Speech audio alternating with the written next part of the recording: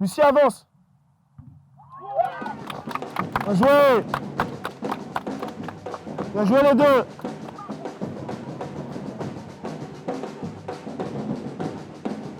La dernière Coupe du Monde l'a confirmé, le football féminin est en plein boom. Les grandes nations attirent des milliers de supporters, certaines joueuses deviennent de véritables superstars. Megan Rapinoe, Alex Morgan ou encore... Et Amandine Henry et le Sommer. Cette explosion cache une autre réalité. En France, le football féminin reste très majoritairement amateur et son quotidien n'attire pas les télévisions.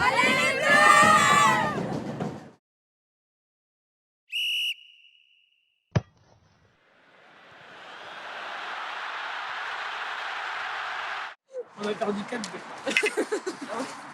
Bah, c'était notre pire défaut. Bah, ouais, tu sais, on arrive à Taverny, on était en mode ouais, les filles, si on gagne, vol, célébration. C'est ma 4e saison que je suis au PUC à Charletti. Je suis attaquante de pointe, je marque des buts. Et voilà, c'est ma 4e saison. Je suis arrivé au club, j'ai commencé à jouer avec l'équipe B, avec la réserve. Et après, au fur et à mesure des saisons, je suis monté en équipe première. Et maintenant, je suis bien installé. Hein. Café gourmand, notre chanson. Comment puis-je oublier ce coin de paradis, ce petit bout de terre? Oublie encore mon père, comment pourrais-je faire pour me séparer? Jedida joue en Régional 1, l'équivalent de la 3e division féminine. Le championnat comporte 12 équipes. La sienne joue la montée en Division 2, un accomplissement pour celle qui a commencé le football il y a quelques années. J'habitais dans une petite ville où il n'y avait pas forcément de club de foot féminin. C'était pas la période en tout cas. Et mes parents, ils n'étaient pas tellement chauds pour que je fasse du foot parce que c'était encore l'époque où le foot, c'était pour les garçons. Il n'y avait pas besoin de chercher plus loin. Le foot, c'était un sport de garçons en fait. C'était pas plus que ça. Ça fait que j'ai pas fait de foot. Je jouais juste avec mon frère. Mon frère faisait du foot, lui, parce qu'il voulait devenir footballeur, donc il en faisait. Donc je jouais avec lui par moment.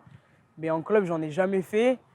Et du coup, je me suis inscrit au basket pour compenser le foot. J'ai fait du basket, j'ai fait du tennis, parce que ça passe mieux de faire du tennis ou du basket. C'était pas, je sais pas, le foot, c'était vraiment plus stigmatisé encore à l'époque que maintenant. Donc j'en ai pas fait pendant longtemps en club. Et en fait, c'est quand je suis arrivé plus tard à la fac où j'ai rencontré des filles qui faisaient du foot féminin, en fait, et ça m'a donné envie de m'inscrire. Et les choses avaient aussi un peu évolué parce que là, on est sur une période de 10 ans entre quand j'étais petite, moi, et qu'il n'y avait pas de club de foot féminin, et maintenant où dans tous les clubs, il y a des écoles de foot féminin, il y a des sections pour les petites. Ça commence à 5 ans, 6 ans, c'est vraiment plus pareil. En France, on compte 160 000 licenciés, contrairement à plus d'1 million de licenciés en Allemagne et un peu moins de 2 millions aux États-Unis. Le football peine à plaire aux jeunes Françaises, principalement pour des raisons historiques. Enfin, il faut comprendre que telle gardienne de but ne peut plonger car elle rebondirait. Quant à l'autre, son indéfrisable lui interdit de faire une tête. Et puis, tout compte fait, pourquoi ne pas rentrer à la maison faire le ménage? Annie Fortem est l'une des pionnières du football féminin en France. Pour elle, les footballeuses sont les premières à souffrir de la misogynie de notre société. Le sport a été créé pour les hommes, par les hommes, et pour qu'ils soient encore plus hommes. Donc il n'y avait pas de place pour les femmes. Ça vient de là, mais ça vient globalement de la société, qui est très sexiste, et qui a été créée pour les hommes, où la femme a été considérée comme un objet, encore au 19e siècle. Hein. Donc on en est toujours là. Enfin, le combat va encore être très long pour qu'il n'y ait plus ces préjugés. On a beaucoup avancé, certes, mais il y a encore ces préjugés qui traînent dans la tête de milliers de personnes, de millions certainement dans le monde d'ailleurs, que le football est le sport le plus masculiniste, je dirais, le plus viriliste. C'est-à-dire on s'est attaqué à un sport qui était par essence destiné aux hommes. On s'est attaqué à un bastion masculin massif. Oui, non, mais ça, j'ai bien vu que ça amortissait, oui. Mais que ça glisse. J'ai toujours la dernière fois, le ballon, il a glissé. Genre, le ballon, il surfe sur les cheveux de Jen. C'était trop soyeux. C'était trop soyeux. Bien sûr. Le ballon, il arrive, c'est bien là. Et vice versa. Ok? Non, Donc à la récupération du ballon, il ne faut pas avoir peur de se projeter, il ne faut pas avoir peur d'aller manger les espaces, il ne faut pas avoir peur d'aller jouer le 1 contre 1. Okay. S'il faut y aller, j'y vais. Avec Leïla, à droite, Maëlys, à gauche, Emma, et en pointe, Jed, Mélanie. Il n'y a rien de figé, les filles. Il n'y a rien de figé. Merci, les filles. On va changer. Je vous envoie vos numéros dessus. Recruter de nouvelles joueuses, c'est aussi le travail d'Abou, entraîneur de l'équipe senior du PUC et directeur sportif du club. Les affiches. Pour la détection, demande à... On s'est dit on va agir en 2 étapes, en 2-3 étapes plutôt. La première année, on va venir et puis on va, nous, venir importer notre mood, on va dire, notre façon de voir les choses et que le football, elle comprenne que c'est un jeu avant tout. Plaisir, on n'est pas professionnel, il n'y a pas des millions qui sont en jeu. Donc du coup, on a essayé de tout dédramatiser et qu'elles viennent avec de bonnes vibes, quoi. Et c'est vrai que ça a permis de recruter une première vague de filles, pas forcément les meilleures, hein. Peut-être les filles qui habitaient à côté, mais en tout cas, ça nous a permis d'étoffer un petit peu.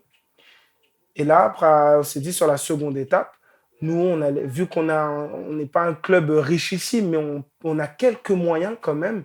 On sait qu'on peut proposer de prendre peut-être la moitié sur une carte orange ou bien proposer un système de primes si les filles gagnent, voilà, pour proposer les carottes. Là, on a réussi à attirer la deuxième vague de filles qui, elles, étaient de bonnes joueuses dans notre championnat de DH et qui, pour la majeure partie d'entre elles, acceptaient de rejoindre le wagon. C'est ce qui a fait que la seconde année, là, depuis que je suis là, moi, on a fait de meilleurs résultats, oui.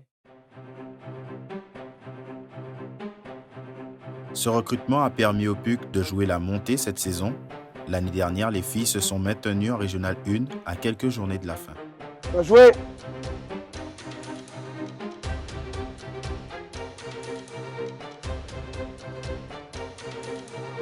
Va.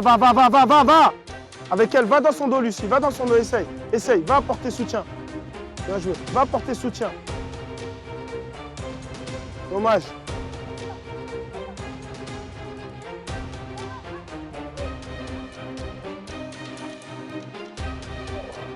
Bien joué, dommage. Lucie, avance. Bien joué. Bien joué les deux.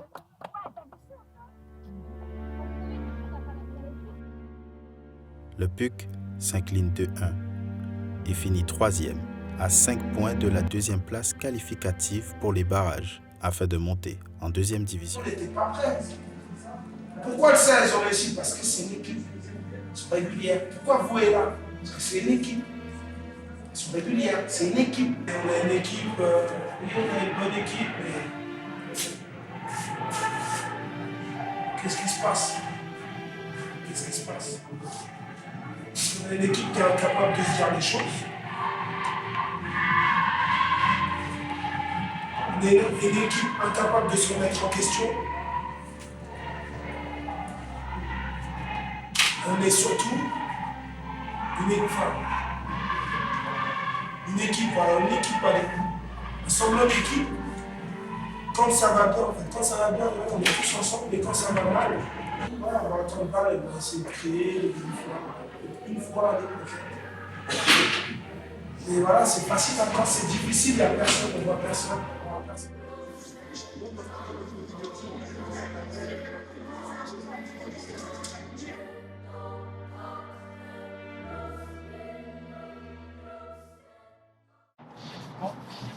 On attend toujours les mêmes.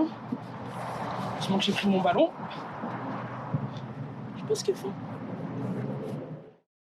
Quelques semaines plus tard, c'est encore autour d'un ballon que Jedida, Valentine et Léa digèrent cette fin de saison. On a échoué sur des matchs qui étaient beaucoup trop faciles et à notre portée. Et c'est ça qui nous manque chez nous, je pense. On arrive à battre les équipes qui sont en tête de tableau. Et puis quand on arrive sur des équipes en bas de tableau, il y a des matchs qu'on n'arrive pas à gérer, qu'on a du mal à gérer. Et du coup, c'est là-dessus qu'on a été mis en échec. Et je pense que c'est ce détail-là qui fait cette année, on n'a pas joué les barrages. BFC, on a perdu 2-1 et 1-0 contre DC à Paris. Et c'est des défaites que je retiendrai. En plus, j'ai joué, donc ça fait mal. Mais on peut que se relever. Voilà. On évolue, on progresse et ce serait bien qu'on aille le plus haut possible. Mais d'ici 1 an ou 2 ans, oui, si on se donne les moyens, je pense qu'on peut faire les barrages certainement et la D2, oui, pourquoi pas. Si le PUC n'était pas prêt pour monter en 2e division, les infrastructures sont là. C'est en effet l'un des rares clubs de Régional 1 à disposer d'une école de football permettant aux jeunes filles de jouer entre elles dès l'âge de 6 ans. Je coach les petites filles de 6 à 8 ans. Du coup, je vois un peu comment ça se passe, les projets qu'ils essayent de mettre en place pour faire évoluer le foot féminin. Mais je pense qu'il manque encore trop de visibilité.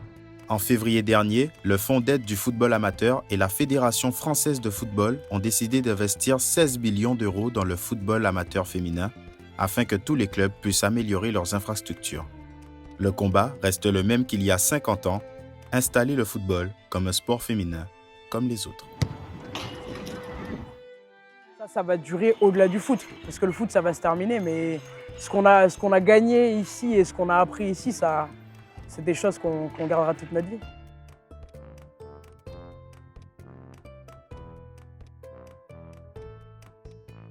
J'étais en train de dire des trucs beaux en plus. Ah ouais? T'as vu ce que j'ai dit, comment c'est beau? C'était beau? C'était beau, hein? Ah, j'étais en train de dire un truc. Ah, vraiment? Oh là là là là. Ce que j'ai dit, c'était trop beau. C'était philosophique, je te jure.